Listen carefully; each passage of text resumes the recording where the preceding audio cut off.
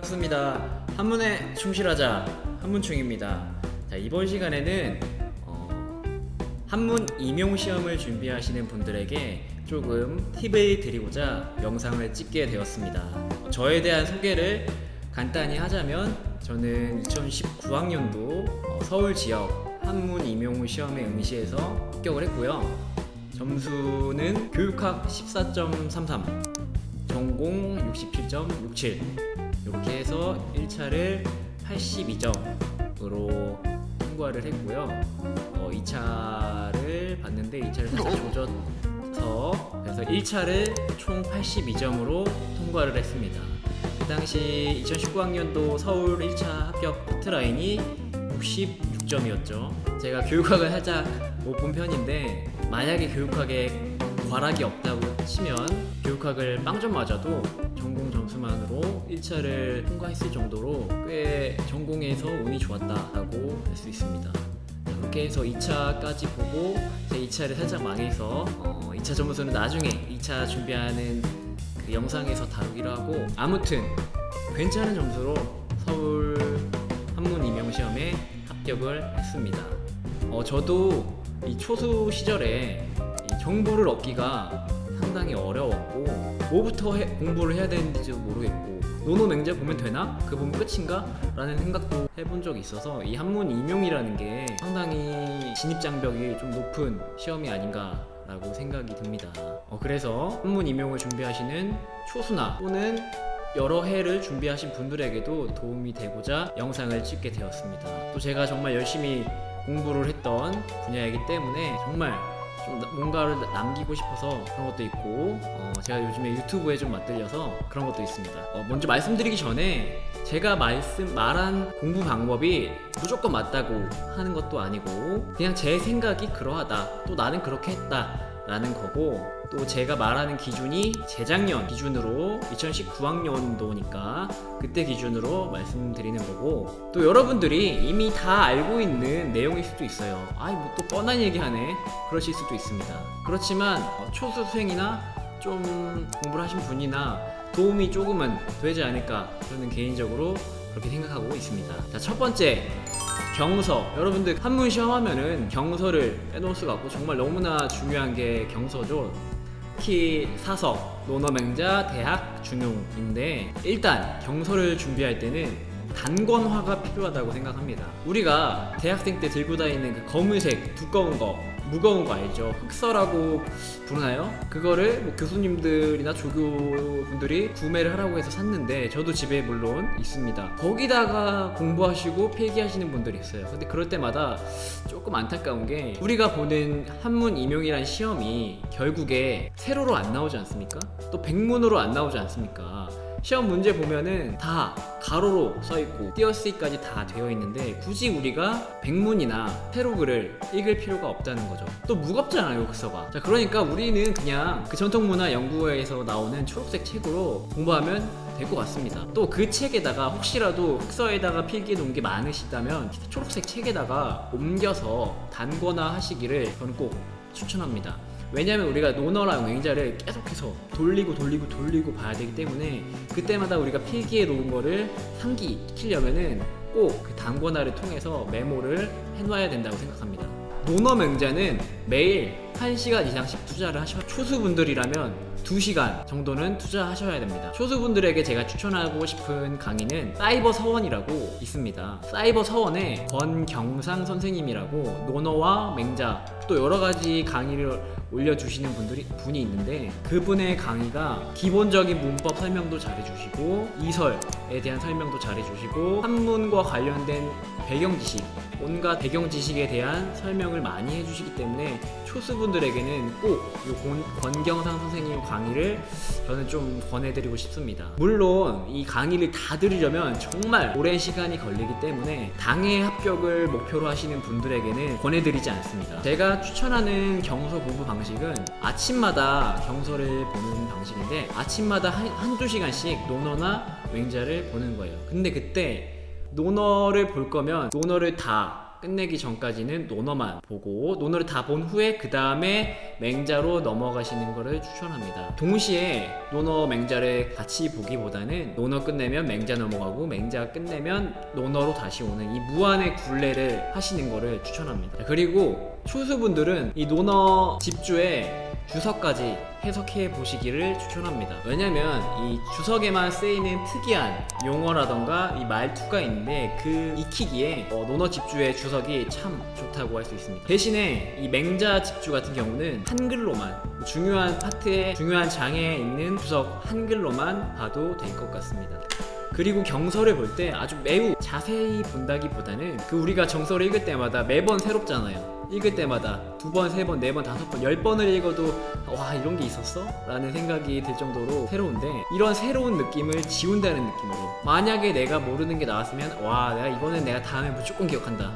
이 생소함은 오늘이 끝이다, 이 회독이 끝이다 라는 생각으로 공부를 하시면 될 것 같습니다. 어차피 우리가 경서는 시험 전날까지 반복을 해야 되기 때문에 경서를 보면서 우리가 좀 정리해 놔야 될 내용은 한 3가지 정도가 있는데, 당연히 경서의 내용은 알아야 되고 또 따로 체크해 놓아야 될 게 특이한 문법 또는 특이한 한자의 쓰임, 그 다음이 일상 용어들, 예를 들어 사이비, 농단 이런 용어들, 그리고 3번째로 다른 주석가의 해석, 같은 경문을 두고 다르게 해석하는 부분에 대해서 이렇게 3가지에 대해서는 따로 뭐 빨간 펜이라던가 이런 걸로 체크를 해 놓으셔야 됩니다. 이 경서 문제는 유형이 조금 고정되어 있어요. 정말 쉬운 어떤 교육과정 문제라던가 이런 격가지 문제의 예문으로 활용되고, 뭐 경문을 주고 다른 주석가들의 여러가지 해석이 갈리는 주석을 주면서 그 견해를 묻는 문제, 또 외우고 있으면 맞추고 모르면 틀리는 문제, 이렇게 3가지 정도가 나오는데, 좀 어려운 부분이 같은 경문을 주고 주석가마다 해석을 다르게 하는 문제가 조금 난이도가 있는 문제로 나오는 경우가 많습니다. 제 기준으로 3년 연속 다산의 주석이 출제되었어요. 그렇다는 거는 이제 다산의 주석을 꼭 봐야 된다는 거를 의미하죠. 논어에는 논어 고금주가 있고 맹자는 맹자 요의가 있습니다. 요거는 초수분들에게는 권하지 않습니다. 초수분들은 논어 집주나 맹자 집주를 반드시 공을 들여서 읽기를 권하고, 그 재수 이상부터는 논어 고금주, 맹자 요의를 정리를 해놓기를 추천합니다. 재수 이상 분들은 한 여름부터는 논어 고금주, 맹자 요의를 좀 정리를 해놓으셔야 되는데, 맹자 요의는 시중에 나와 있는 책이 되게 오래된 책인데 잘 나와 있어요. 한글로만 나와 있는데 다 있는 게 아니라 주된 쟁점이 되는 부분만 나와 있기 때문에 정리하기도 깔끔하고 보기도 편하게 잘 나와 있습니다. 대신에 이 논어 고금주 같은 경우는 정말 분량이 많고 온갖 주석들이 다 있기 때문에 그거 정리하려면 꽤 시간이 걸립니다. 시간이 걸리더라도 꼭 하라고 말씀드리고 싶은 거는, 제가 시험 볼 때 다산의 주석이 출제가 되었는데 저는 거의 뭐 예문을 해석할 필요도 없이, 생각할 필요도 없이 알고 있던 다산의 해석이 나와서 쉽게 시간을 절약할 수가 있었습니다. 한문 임용 시험에서 시간 절약이 정말 중요한 거는 말을 안 해도 아시죠? 또 다산의 주석뿐만이 아니라 경서 같은 경우는 여러 가지 주석가들이 많은데, 주석가들은 꼭 주석가들만의 말투가 있어요. 그래서 그런 말투를 익히려면은 다양한 주석을 원문이랑 같이 해석을 해보시는 거를 저는 꼭 추천합니다. 그 다음 한시. 한시는 저도 답이 없습니다. 너무나 어렵고 저도 한시는 거의 반은 포기 상태였는데요. 요즘 한시 문제의 트렌드를 보면은 시화 문제가 나오거나 산문 같은 시가 대세를 이루고 있습니다. 제가 추천드리는 거는 시화집을 하나 보시는 걸 추천하는데, 재작년에 어우야담이 나왔길래 잠깐 봤는데, 어우야담은 시중에 나와 있는 책들이 공부하기가 상당히 불편하게 되어 있기 때문에 추천하는 건 뭐 시화총림이나 소화시평 같은 시화집을 보시는 걸 추천합니다. 시화도 주석이랑 마찬가지로 시화만의 말투, 용어가 있기 때문에 꼭 원문으로 한번 보시기를 추천드립니다. 많은 분들이 보시는 고려시대 한시읽기나 조선시대 한시읽기, 저도 집에 있습니다. 그런데 고려시대 한시 읽기 읽다가 너무 양이 많더라고요. 너무 양이 많아서 이거 언제 내가 이거 다 외우고 있냐, 시험 준비해야 되는데, 딴 거 해야 되는데, 한시를 보다가도 과연 이 한시가 나올 확률이 몇 %나 될까, 이 한시를 안다고 해서 내가 다른 한시에 적용시킬 수 있는 능력이 길러질 수가 있을까 라는 생각들이 근본적으로 들더라고요. 그래서 그때부터 뭐 고려시대 한시 읽기랑 조선시대 한시 읽기는 포기를 했습니다. 왜냐하면 너무나 많은 시간이 소요될 것 같기 때문에. 뭐 그런 시간이 소요돼서 효과가 확실히 있으면 해야겠지만 효율적이지 않은 공부 방법인 것 같아서 저는 포기를 했고요. 제가 추천드리는 방식은 한시사에 대한 책을 읽는 겁니다. 시험에 나오는 한시들은 보통 한시사에 의미가 있는 시가 나오거나 사회상을 담고 있는 시가 시험에 출제됩니다. 또 우리가 한시사에 대한 기본적인 지식도 익혀놓으면 좋기 때문에 한시사와 관련된 책으로 한시를 공부하기를 추천합니다. 자, 대표적인 책으로는 민병수 선생님의 한국 한시사를 꼭 한번 1회독 하시기를 추천드립니다. 우리나라 한시판이 어떻게 돌아가는지에 대해서 대강 알 수 있습니다. 한국 한시사를 읽다 보면은 중간중간에 삽입시들이 나오는데 그 시는 이제 편집하시는 분이 중요하다고 생각해서 삽입된 시니까 그 정도만 읽어도 그 정도 한시만 파악하고 있어도 괜찮지 않을까 싶습니다. 또 한국 한시사와 더불어서 무슨 작가론 이라고 이름 붙은 책들이 있습니다. 자, 예를 들어 조선 후기 한시 작가론 뭐 이런 책들이 있는데 이런 책들은 작가마다 작가에 대해서 특징 소개하고 어떤 의미를 가지는지 소개하고 유명한 작품들을 소개해주는 형식으로 나와 있습니다. 그래서 조선 후기 한시 작가론 같은 책을 읽으면서 유명한 한시 작가 네임들은 누가 있고 뭐 당풍인지 성풍인지 그런 거 있잖아요. 그런 거에 대해서 좀 더 익힐 수도 있고 이 작가는 뭐 호국시에 대해서 많이 썼다거나 어떠한 소재를 가지고 많이 한시를 썼다거나 지식을 알 수가 있기 때문에 무슨 작가론과 관련된 책도 읽어보시길 추천합니다. 그리고 한시사와 관련된 지식을 알고 있으면 결국에 그냥 해석하는 문제에서도 문학사 관련 해석하는 문제에서도 쉽게 배경 지식이 있기 때문에 쉽게 해석되는 효과도 기대할 수 있습니다. 자, 그런데 한시는 그냥 쉽게 나오길 기대하자. 그 다음은 한문학사. 자, 여러분 한문학사가 참 고민이죠. 자, 그런데 초수시면은 한 번은 어떻게든 정리하시기를 추천드립니다. 최근에 계속해서 한문학사에 대해서 직접적으로 묻는 문제만 안 나왔다 뿐이지 그냥 우리가 풀고 있는 산문에 기본적으로 탑재되어 있는 기본 지식이 한문학사와 관련된 지식이기 때문에 꼭 한 번은 정리해 두시기를 추천드립니다. 한문학사와 관련된 내용은 학원 중에 정우영 선생님 교재에 잘 정리가 되어 있더라고요. 자, 그리고 한문학사를 공부할 때 그 네임드들의 호라던가 자 같은 부르는 이름들에 대해서 꼭 좀 신경을 써가지고 외우시기를 추천드립니다. 이게 결국에 외울 생각이 없다 보면은 볼 때마다 새로운 분을 만나는 것 같거든요. 뭐 그래서 우리가 득땡잡 선생님들을 볼 때에도 아 이런 이름으로 불리시는구나 이런 이름으로 불리셨었구나 라고 아 이분이시구나 라는 느낌으로 낯선 느낌을 지워준다 라면 될 것 같습니다. 자, 여러분 소설.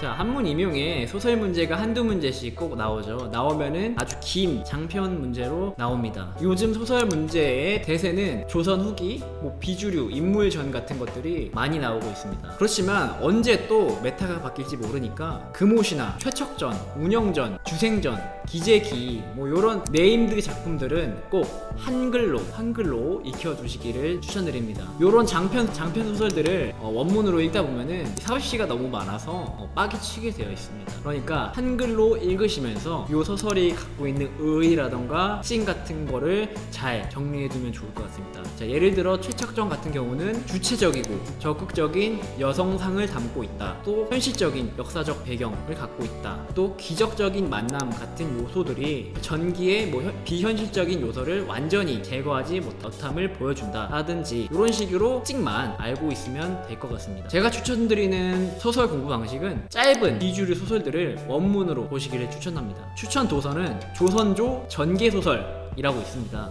짤막한 소설들이 많고 또 한자 단어에 대한 설명이 아주 잘 정리되어 있습니다. 여러분들이 알다시피 소설 문제는 아주 긴 문제로 나옵니다. 그래서 내가 이 소설을 알고 있느냐 없느냐에 따라서 시간 소요가 아주 상당히 차이가 납니다. 예를 들어 내가 모르는 소설이 나왔을 경우에는 처음부터 해석을 할 수밖에 없기 때문에 시간이 상당히 많이 소요가 된다는 거죠. 그래서 반드시 이런저런 전들을 많이 읽어보시고 시험장에 가시기를 추천드립니다. 그리고 읽으시면서 특이한 내용들이 있어요. 특이한 소재들, 뭐 이런 물건을 주인공들이 주고받았는데 이 물건이 나중에 이런 역할을 한다 하는 게 있으면은 그런 물건에 대해서 좀 기억만 조금 해두시면은 시험 문제에 출제될 확률이 높을 것 같습니다. 자, 그 다음 문체.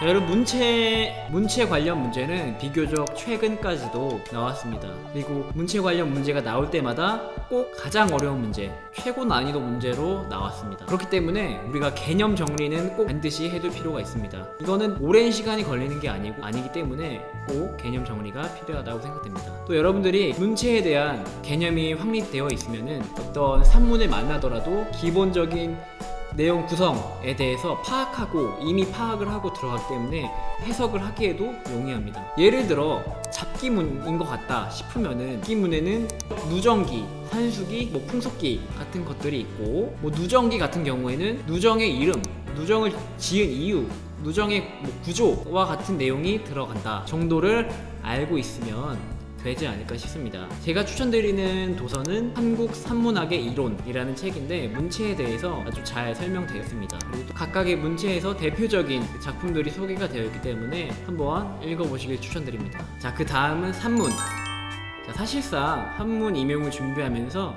우리가 가장 많은 시간을 들여야 되는 게 바로 이 산문입니다. 초수분들 같은 경우에는 뭐 고려시대 산문 읽기, 조선시대 산문 읽기, 조선의 산문을 읽다 요 세 가지 시리즈들을 꼭 읽어보시길 추천하고요. 요거의 대체제로는 공청의 목록이라고 있죠. 물론 두 개가 겹치는 부분이 상당히 많기 때문에 뭐 병행을 하셔도 되고 없는 부분을 메꾸면서 보충을 하셔도 됩니다. 아무튼 초수분들은 스터디를 하든 어떻게든 뭐 고려시대 산문 읽기, 조선시대 산문 읽기 요 시리즈들을 꼭 한번 풀이해 보시기를 추천드립니다. 그리고 초수분들이 아니시더라도 반드시 꼭 요 세 시리즈들은 좀 중요한 작품들이 많기 때문에 꼭 여러 번 시험 볼 때까지 여러 번 읽어보시기를 추천합니다.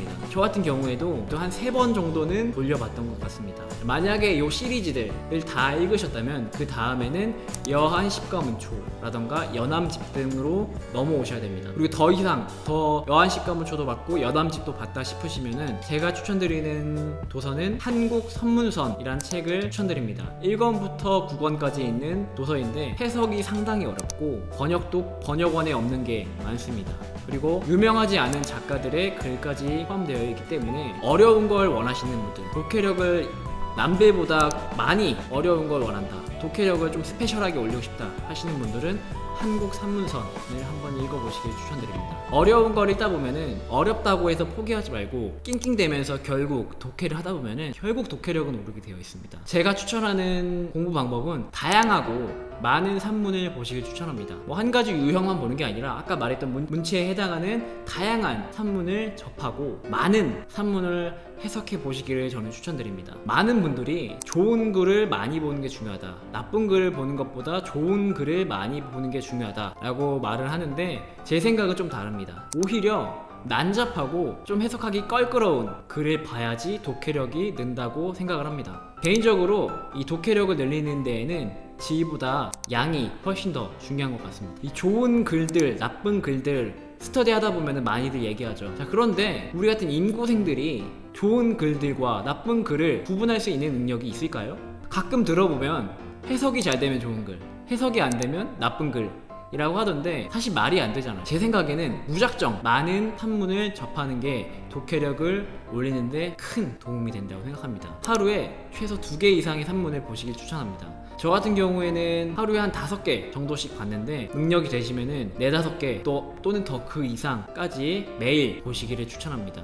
여기서 본다는 거는 풀이, 원문을 보고 하라는 거죠. 많이 보면 많이 볼수록 문장 패턴에 대해서도 알게 되고 독해력과 관련해서는 제가 나중에 또 영상으로 독해력 올리는 방법에 대해서 아주 자세하게 얘기를 해보도록 하겠습니다. 자, 그 다음에 고문진보 같은 경우는 내용을 파악해 두는 게 아주 중요합니다. 고문진보의 출제 방향을 보면은 글의 내용과 뭐 작가, 뭐 제목 요런 게 아주 중요하게 여겨지기 때문에 디테일한 해석보다는 제목이나 작가, 내용 자체에 대한 이해가 필요해 보입니다. 초수분들이라면은 반드시 스터디를 하시기를 추천하고요. 초수가 아니시라면 한글로라도 읽으시면서 내용과 작가에 대해서 이해하시기를 추천드립니다. 근데 대신에 너무 많은 시간을 고문진보에 투자하는 거는 추천드리지 않습니다. 저 같은 경우도 시험 들어가기 한 2주 전쯤에 한글로 읽은 게 전부입니다. 자, 그 다음 교과교훈문. 교과 교육론 같은 경우에는 뭐 달달 외우는 것밖에 방법이 없습니다. 예를 초수시면은 여름까지는 건들 필요가 없고 여름 이후부터 차근차근 외워나가시면 되고, 제가 추천드리는 거는 1호 교육과정 말고 공부 교육과정에 좋은 내용들이 많습니다. 뭐 달라진 부분 말고 문법이라던가 문체 같은 경우가 공부에 잘 정리되어 있으니까 그거 한번 살펴보시고 계속해서 반복해서 외우기를 추천드립니다. 저도 이 교육과정에 대해서 다 외웠다고 생각을 하고 좀 자만한 생각으로 이걸 틀리겠어? 라고 생각을 하고 있었는데 결국 틀리더라고요. 그러니까 자만하지 마시고 시험장 들어가는 그때까지 꼭 외우시기를 추천드립니다. 대신에 너무 많은 시간을 투자하거나 뭐 스터디까지 할 필요는 없고 그냥 반복해서 그날 공부의 마무리로 교과 교육론을 공부하면은 외우기도 잘 외워지는 것 같고 그렇습니다. 마지막 기출분석. 여러분들 제가 제일 중요하다고 생각하는 부분이 바로 이 기출 분석인데요. 제가 추천드리는 거는 최근 기출 한 10개년까지는 보시기를 추천드립니다. 저 같은 경우에는 10개년도 모자라서 객관식 시절까지도 많이 참고를 했는데, 우리가 기출 문제를 왜 해야 되냐면은 한문 임용이라는 게 결국 출제진이 거기서 거기 아닙니까? 몇 년 전에 들어갔던 분들 또 들어가고 이런 구조기 때문에 그분들의 생각이 크게 바뀌지 않아요. 기출 분석을 하는 이유는 그분들이, 출제진들이 한문 교사가 되려면 당신들은 이 정도 수준까지는 알아야 돼, 이 정도 수준이 어떤 수준인지 우리가 조금이나마 파악할 수 있기 때문에 기출 분석을 해야 됩니다. 가끔 우리가 한문 임용을 준비하면서 와, 내가 이걸 이 정도까지 공부해, 어느 정도까지 공부해야 되지, 이거 내가 외워야 돼 말아야 돼, 스터디 하시면서 그런 얘기들 많이 하시죠. 이것까지 내가 알아야 돼? 이것까지 공부해야 돼? 라는 얘기를 많이 하시는데, 이 기출 분석을 많이 하면 많이 할수록 거기에 대한 기준이 생깁니다. 아, 이건 빼도 돼, 이건 한 번도 나온 적 없어, 근데 이거는 예전에 한 번 나온 적은 있어. 이런 식으로 내가 어느 정도까지 공부를 해야 되는지 그 범주, 그 기준이 생기기 때문에 기출 문제는 꼭 분석하시길 바랍니다. 그리고 이 기출 분석은 스터디를 반드시 하시길 바랍니다. 왜냐면 이 기출 문제는 답안이 공개되지 않은 것들이 많기 때문에 많은 사람들의 생각을 들을수록 좋습니다. 그러니까 꼭 스터디를 구해서 하시고, 없으면 혼자서라도 어떻게든 기출 분석을 하시기를 추천드립니다. 자, 여기까지 한문 임용과 관련된 다양한 범주에 대한 이야기를 해봤는데, 어떻게 보면 좀 당연한 얘기일 수도 있고 나랑은 좀 공부 방법이 달랐을 수도 있는데 좀 그런 거 좀 참고해서 가주시면 감사하겠습니다. 또 여러분들이 궁금한 점 있으시면 댓글로 달아주시면 제가 좀 그래도 성심성의껏 달아드리도록 하겠습니다. 다음 영상은 지금 올해 시험이 얼마 안 남았기 때문에 시험이 얼마 안 남았을 때 공부해야 될 것. 실제로 저는 시험 전날 공부한 게 시험이 나왔어요. 그래서 만약에 내가 시험 전날 그걸 안 봤다면은 틀렸을 만한 문제가 나왔습니다. 그런 것들에 대해서 말씀드리고, 시험 당일날 뭘 해야 되는지에 대해서 시험 실전 팁을 좀 준비해 보도록 하겠습니다. 지금은 좀 늦은 감이 있는데 독해력 올리는 방법, 제가 그래도 제일 자신 있어 하는 부분이 독해 부분이었기 때문에 독해력 올리는 방법과 답안지 쓰는 방법에 대해서도 따로 영상을 찍어서 올리도록 하겠습니다. 자, 오늘 영상은 여기까지